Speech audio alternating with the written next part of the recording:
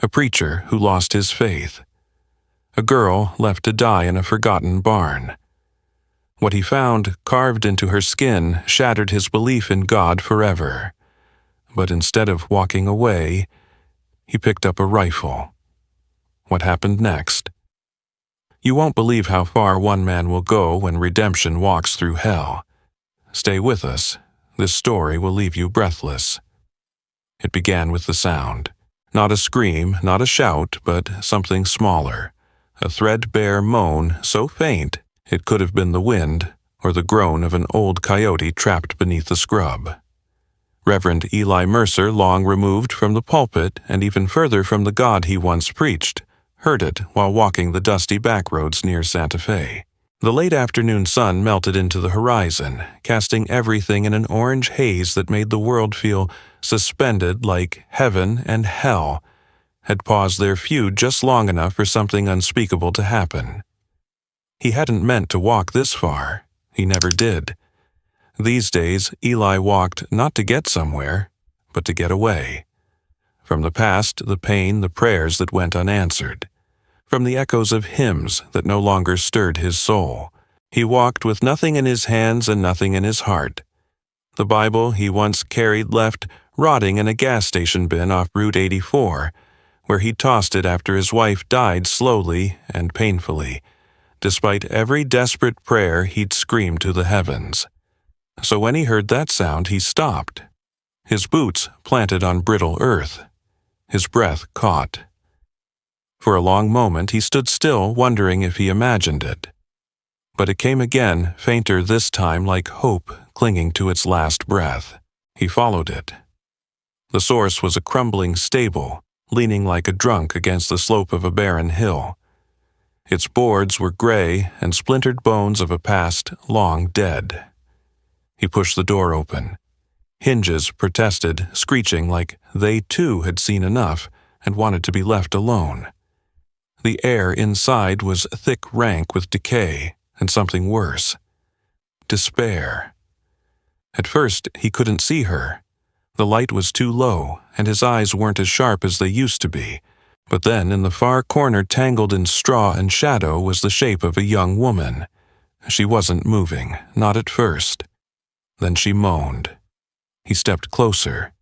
His heart beat a little faster, not with fear, but something else, a spark of something buried so deep it startled him. Compassion. Purpose. He knelt beside her. She was barely more than a girl. Her face swollen, one eye nearly shut, lips cracked and dry. Her arms and legs were bound with thick, cruel rope. Her dress, what remained of it, was stained dark with old and new blood. He reached toward her gently. "Miss," he said, voice quiet, steady, "you're safe now." Her eyelids fluttered. She tried to speak, but it came out as a rasp. "Please," she whispered, "don't lift my dress." The words stopped him cold. They weren't just a plea. They were a warning. But the blood told its own truth. It had soaked through the fabric, spreading like ink on a page. He hesitated, then nodded more to himself than her. "All right," he murmured, "but I need to stop the bleeding." With hands that had once baptized children and laid trembling palms on the sick, he slowly, reverently lifted the edge of her skirt. What he saw destroyed whatever fragments of faith he had left. Carved into the soft flesh of her thigh in harsh, ragged lines were 3 words: property of M.G. not written, etched, not tattooed, branded with a blade. The letters weren't just meant to hurt, they were meant to erase, to possess, to humiliate. Eli staggered back, bile rising in his throat. He had seen wounds before, in war, on deathbeds, in back alleys and broken homes. But this wasn't just pain.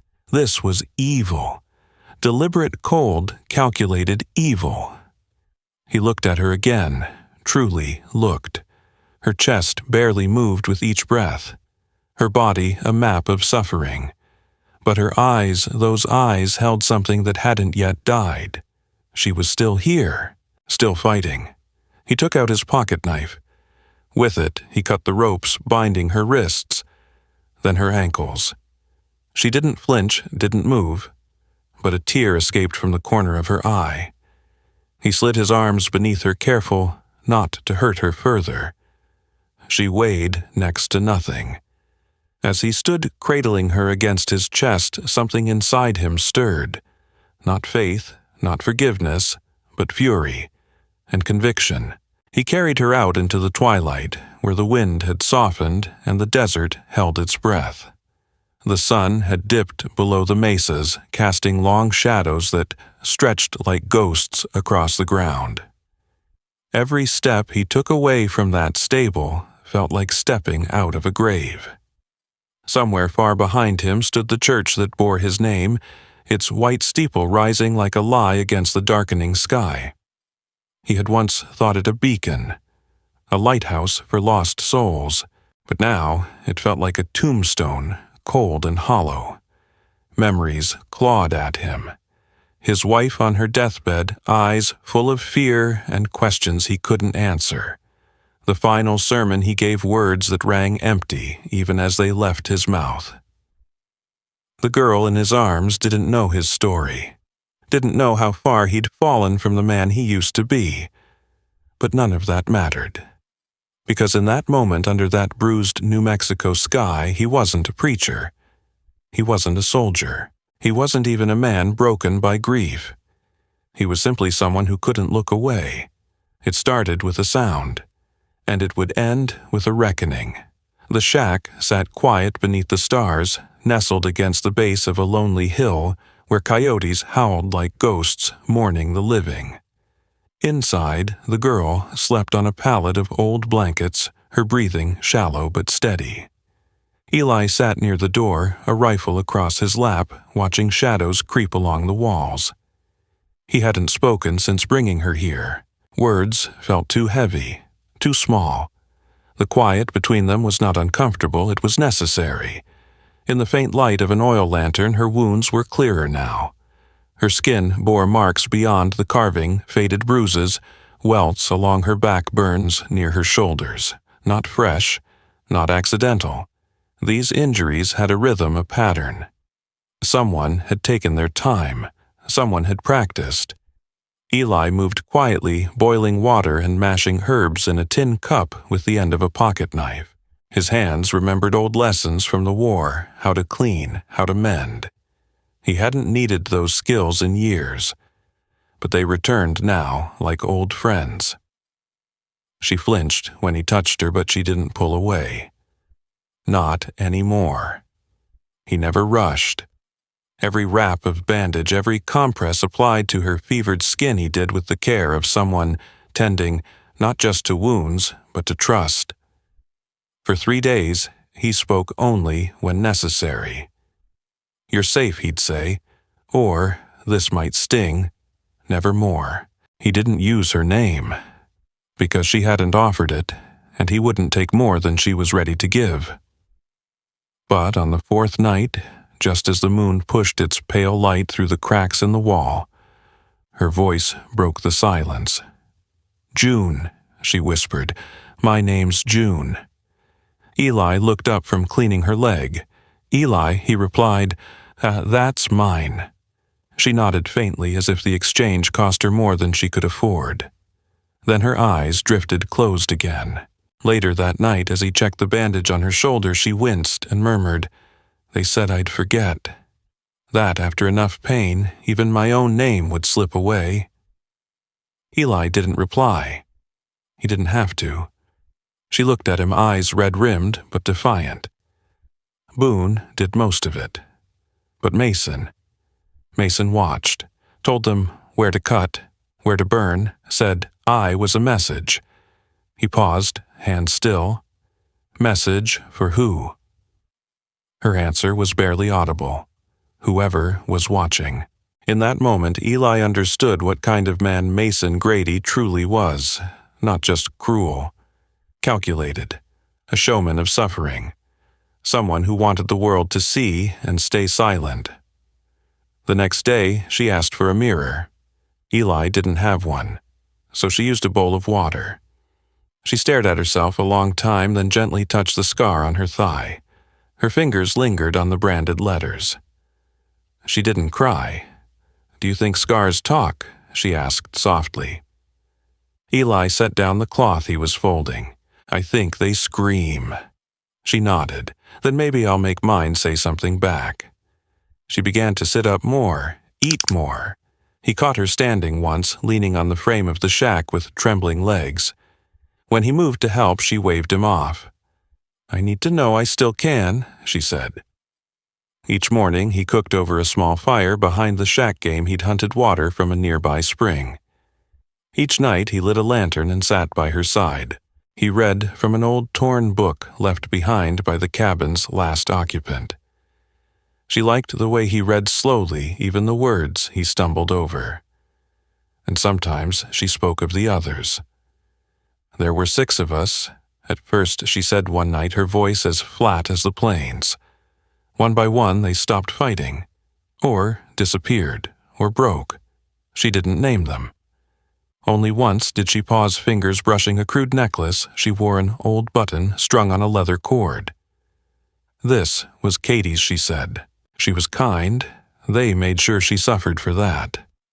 Eli didn't press. Every story she told came out like a splinter.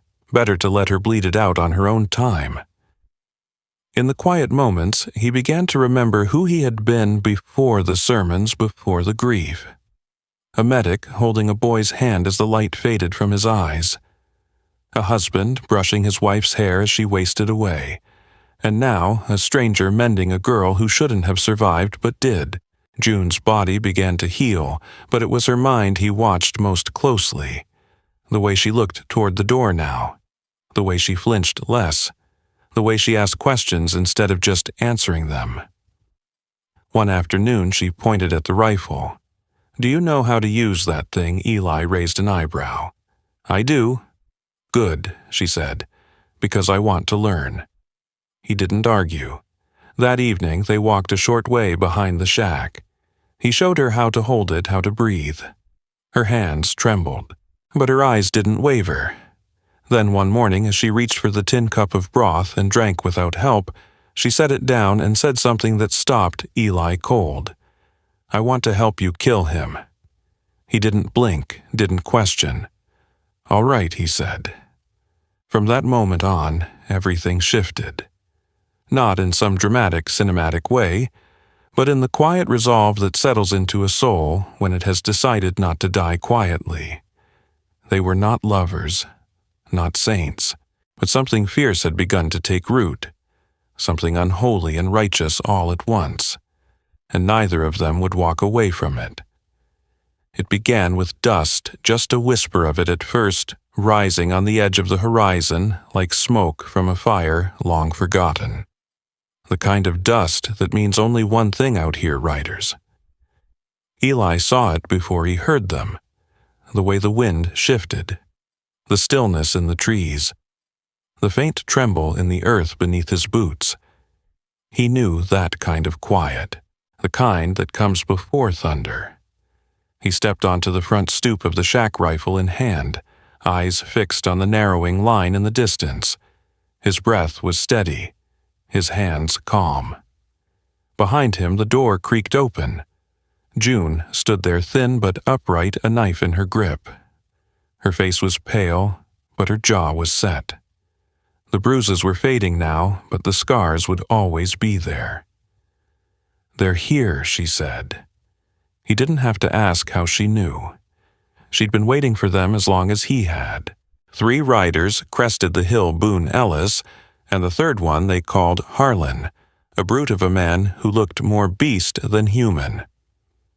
Boone let his hat-pulled low lips curled in a sneer that could spoil milk.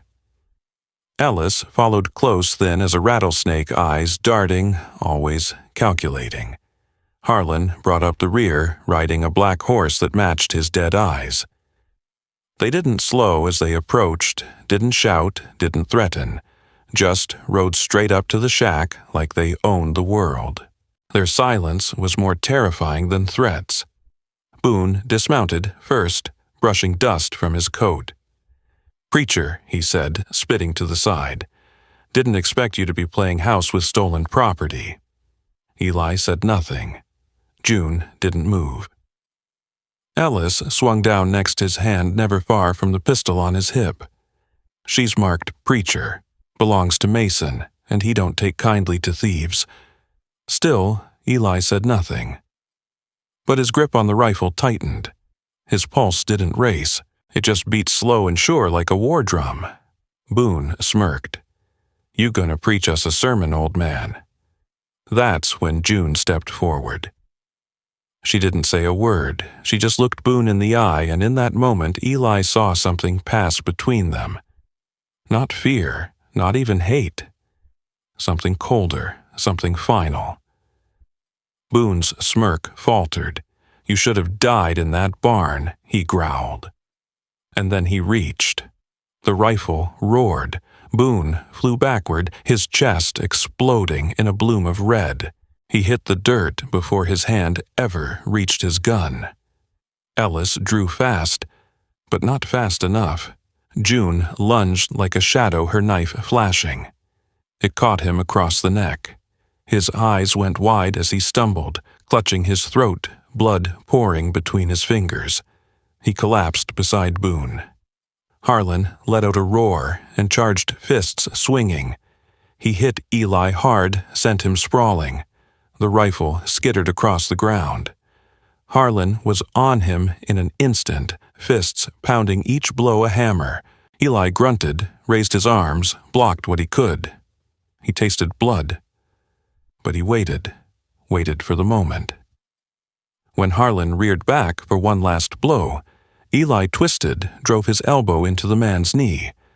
Harlan staggered. That was all Eli needed. He surged upward, grabbed a fistful of dirt and threw it in the brute's eyes. As Harlan roared in rage, Eli snatched a rock and brought it down on the man's skull. Once, twice, 3 times.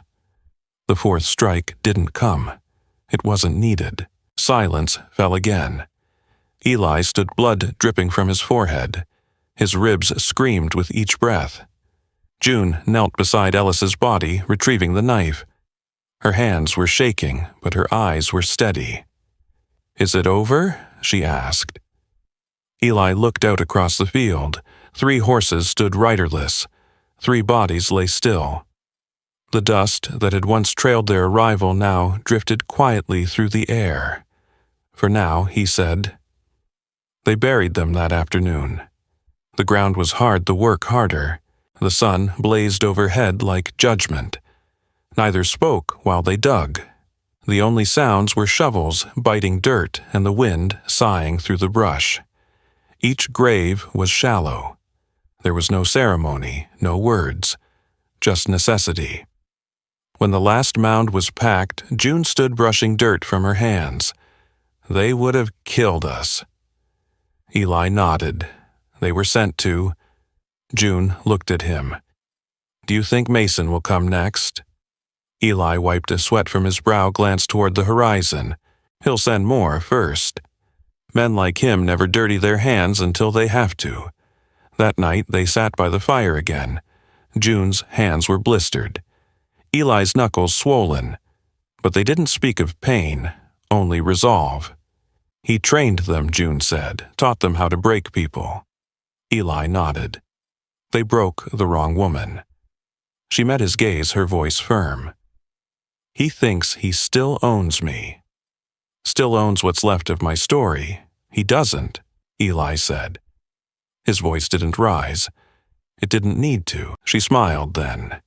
It wasn't warm, but it was real, and that made it powerful. After the fire burned low and the stars blinked awake overhead, June sat sharpening her blade. Not for revenge, not even for justice, for survival, for clarity. Eli cleaned the rifle in silence. His fingers moved out of habit, but his mind was elsewhere. He thought of the sermons he used to give, the soft words he once believed could shape the world. He wondered what his congregation would think of him now, bloody bruised, digging graves with hands that once held a Bible. But there was no regret in him. It began with dust, and it ended with 3 graves. And for the first time since the barn, since the blood, since the scream that nearly ended her June, Carrington felt something return. Not peace, not safety, but power, and with it the quiet promise that she would never be hunted again. Whatever came next, whoever came next, she would not run. They'd sent wolves to take her back. Instead, they'd awakened something wilder. The sun was barely cresting the hills when they saw the lone rider. No dust trail, no companions. Just one man moving at a deliberate pace across the plain, as if time itself deferred to him. Eli watched from the doorway, rifle resting in his arms, breath calm but ready. He knew this moment would come. They both did. But knowing didn't make it easier. Inside, June sat at the edge of the cot blade in hand, sharpening slowly. The look in her eyes wasn't fear. It was focus. A stillness that had taken root in her since the day she stopped running. "It's him," she said. Eli nodded, yes. The man rode closer, and as his silhouette sharpened against the rising light, the unmistakable cut of his coat and the posture of entitlement made his identity clear. Mason Grady. No posse, no threats, no show of strength. Just the confidence of a man who'd built his empire on fear and expected the world to keep obeying. He reined in his horse about 10 yards from the shack, slid off like he was stepping into a saloon, not the home of 2 people he'd hunted. He dusted off his boots and looked up at Eli with a smile that had no warmth. "You've been busy," Mason said, voice smooth as molasses. "3 men. I thought you'd lost your taste for blood, preacher." "I lost my taste for cowards," Eli replied. Mason's smile didn't falter. He glanced past Eli toward the doorway, where June now stood in the shadow of the frame, her knife catching the morning sun. "And there she is. You still breathing, girl?" She didn't answer. Her silence struck louder than any scream. Mason stepped forward, slowly, hands in plain sight. "I'm not here to fight. I'm here to collect what's mine." June stepped forward. "One deliberate step. I'm not yours." Mason raised an eyebrow, then chuckled low and dry. "You think because you made it out of that barn, you're free." "She is," Eli said. Mason scoffed. "Let the men talk," he muttered with that same condescension he'd built his whole life on. "This don't concern you, preacher. It concerns me when someone brings hell to my doorstep." Mason sighed and shook his head like a man pitying the ignorant. "You've got no idea what you're standing in the way of." "I know exactly what I'm standing in the way of," Eli said. "And I'd rather fall here than let it pass through." The silence that followed was thick. The wind stilled. Even the insects seemed to hold their breath. In that hush, everything sharpened: the creak of Mason's coat, the soft shift of June's boots in the dirt, the tension wound like wire between them all. Then June moved. She didn't rush. She didn't scream. She walked toward Mason like she'd been walking toward this moment since the day he marked her. The blade in her hand gleamed. Her expression didn't change. No rage, no panic. Just something ancient, something resolute. He laughed, but it cracked under the weight of disbelief. "You really think you'll make it that far?" But she did. He reached for his gun too late. The knife slid in just below his ribs. Deep, deliberate. His breath caught. He looked down, stunned, as if the blade had betrayed some part of the script he always believed he'd control. "You," he gasped. June's voice was quiet. "This is for Katie." She twisted the knife just enough. Then she let him fall. Mason dropped to his knees first, then sideways into the dirt. His fingers clawed at the ground, scraping for purchase, for dignity, for anything. Eli moved forward, ready to finish it, but June raised her hand. "I need to watch," she said. Her voice did not waver. Mason's breath came in ragged shudders. His eyes flickered to Eli as if searching for that last mercy. But Eli only crouched beside him and said softly, "No prayers, no forgiveness." The moment stretched, then broke, and Mason Grady was gone. They buried him alongside the others. No cross, no marker, just dirt packed tight over a legacy of cruelty. The final chapter of a man who thought fear could outlive truth. June stood over the grave for a long while, not crying, not speaking, just present. There was a quiet power in that silence. Eli stood beside her, resting a hand on her shoulder. "You did what had to be done." She nodded. "So did you." That night, they didn't light a fire. The moon was full, casting long shadows that whispered of what had passed. They sat on opposite sides of the shack, letting the quiet stretch between them. June held the knife she had used, cleaning it slowly. Her hands steady now, her back straight. Eli watched her for a moment before speaking. "You don't have to stay." She didn't look at him. "I know, but I'm not done yet." He nodded. Nothing more needed to be said. She wasn't staying because she was afraid. She was staying because she had found something here, not safety, not comfort, something better. Out in the vast dark, coyotes howled, and the wind stirred again, brushing the door like a breath of release. Some wounds don't heal. Some don't even scar clean. But in that shack, two people who had been broken found something to carry forward. It had started with a scream in a barn. A girl marked to be forgotten. A preacher haunted by silence. And now it had ended with the devil in the ground. Mason Grady had come alone to claim what he thought was his. Instead, he found something he never expected. Two survivors who didn't just fight back. They endured, and they remembered. That would be the part that haunted him the longest if there had been anything left of him to haunt. Morning came soft and quiet. Not like a celebration, but a sigh. After so much blood, silence felt like a strange kind of mercy. The shack, where it all ended, stood still, holding its breath like it too was unsure what came next. There was no victory dance, no cheers. Just the smell of damp earth and the soft creak of old boards beneath weary feet. June stood at the doorway, watching the horizon. The graves were behind her, packed tight with dirt and memory. She hadn't spoken much since burying Mason, but her silence no longer carried fear. It carried a weight that had settled into her bones, something fierce and unshakable.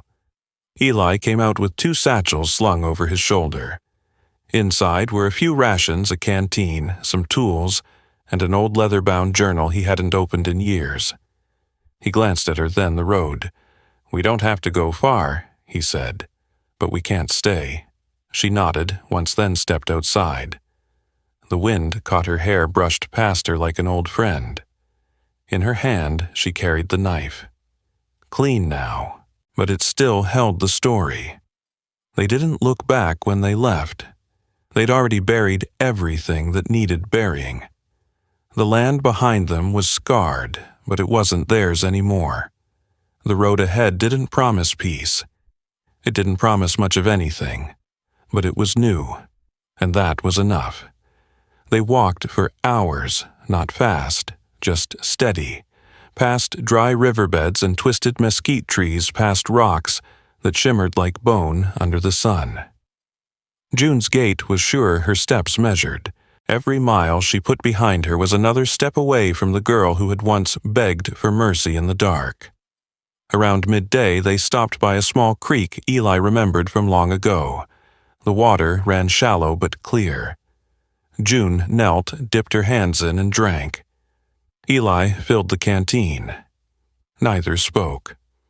After they rested, they passed an old church crumbling beneath the weight of time and neglect. Its white paint had peeled away in long, curling ribbons. The steeple had collapsed inward. A cross lay on the ground, snapped in 2.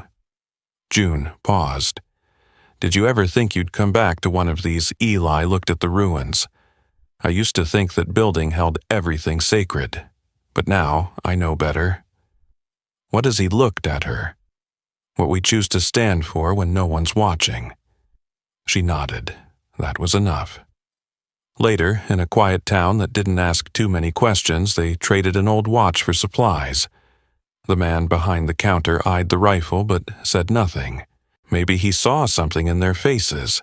Maybe he'd seen people like them before. Maybe he was once one of them. They stayed the night in an empty barn, curled in old blankets beneath the stars. June couldn't sleep. She watched the sky, listened to the wind. "Do you ever think about the ones we couldn't save?" she asked. Eli turned his head toward her. "Every day," she nodded. "Me too." A long silence followed. Then she said, "But we're still here." He didn't say anything, just reached over and gave her hand a small, steady squeeze. In the morning, June found a child's doll tucked into the rafters. Porcelain face chipped and cracked, a yellow dress faded by time. She held it for a long time, then placed it back gently. "That part of me's gone," she said. Eli nodded. "That part of you survived." They packed and moved on. A few days later, they came upon a family stranded on the edge of the road. Wagon axle, broken horse, lame. The parents, panicked, 2 children crying. Eli stepped forward without hesitation. June followed. He helped fix the wheel. She tended the horse's injured leg with a gentleness that surprised even herself. The mother offered them food in return. June shook her head. "Just keep moving. Stay together." One of the little girls stared up at June with wide, curious eyes. "Are you a warrior?" June hesitated, then smiled. "No, sweetheart, just someone who kept going." As they walked away, Eli looked over. "You are a warrior, you know." She shrugged. "Maybe, but that's not the part I want to remember." As they walked, June began to tell Eli stories not of pain, but of before. Her mother's cooking, her little brother's laugh, the dog that used to follow her everywhere. She didn't tell them with sadness. She told them like someone remembering how to live. Eli listened, adding his own memories in return. Of a cabin in the woods, a woman with kind eyes, a child's drawing he still carried, folded in the back of his journal. They were no longer preacher and victim, not soldier and survivor. They were something else now, something harder to name, but real. As the sun dipped low one evening, painting the sky in long ribbons of gold, June turned to him and asked, "What do we call this?" He looked around at the quiet hills, the long road, the fire in her eyes. "Freedom," he said. She smiled. They didn't need more than that. They left no trail, no farewell, no destination, just the steady rhythm of boots on dirt and 2 souls moving forward. In that silence, something sacred lived, and if you had been there standing by that old church or watching from the hills, you might have asked yourself if it had been you. If you had found her in that barn, would you have turned away? Or would you have stayed? The story of Eli Mercer and June Carrington isn't just about revenge or survival. It's about what happens when 2 broken people refuse to let their pain define them. It began in silence, in the scorched shadows of a barn, with one man who had lost his faith and one young woman who had nearly lost everything. But what came after wasn't an ending. It was a rebirth. Eli had once been a preacher, a man of words of scripture, of belief in a higher plan. But grief had hollowed him out. War and loss had stripped his faith until all that remained was the echo of old sermons and the bitterness of unanswered prayers. He walked away from the pulpit, from the promise of heaven, and wandered into the desert not to find God, but to forget him. Then he heard the sound. A moan, a whisper from a barn long abandoned.